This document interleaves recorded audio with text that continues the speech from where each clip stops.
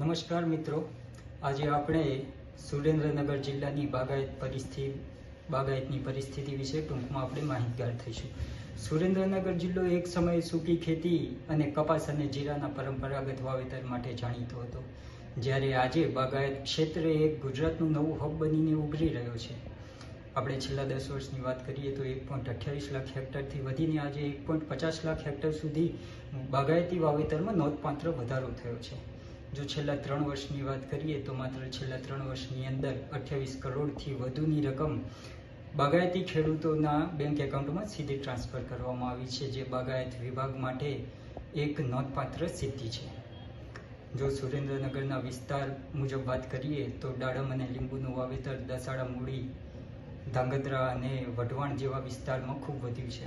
કમલમ અને ખારેક, જેને લાલ સોનું કહી શકીએ, એનું વાવેતર પણ રણ વિસ્તાર નજીકના તાલુકાઓમાં વધી રહ્યું છે. આ ઉપરાંત શાકભાજી અને મસાલા પાકોનું વાવેતર પણ ખૂબ વધી રહ્યું છે. ખાસ કરીને વઢવાણ, મૂળી, ચૂડા, ચોટીલા અને સાયલામાં શાકભાજી અને મસાલા પાકોનું વાવેતર ખૂબ સારું થયું છે. જ્યારે મસાલા પાકોનું વાવેતર તો 1,31,000 હેક્ટરને પણ વટાઈ ગયું છે. સુરેન્દ્રનગર જિલ્લામાં બાગાયત ખાતાની આ અદ્ભુત સિદ્ધિ માત્ર કૃષિ વિકાસ નથી, પરંતુ રણ અને પથરાળ જમીન વચ્ચે ગ્રીન રિવોલ્યુશન છે.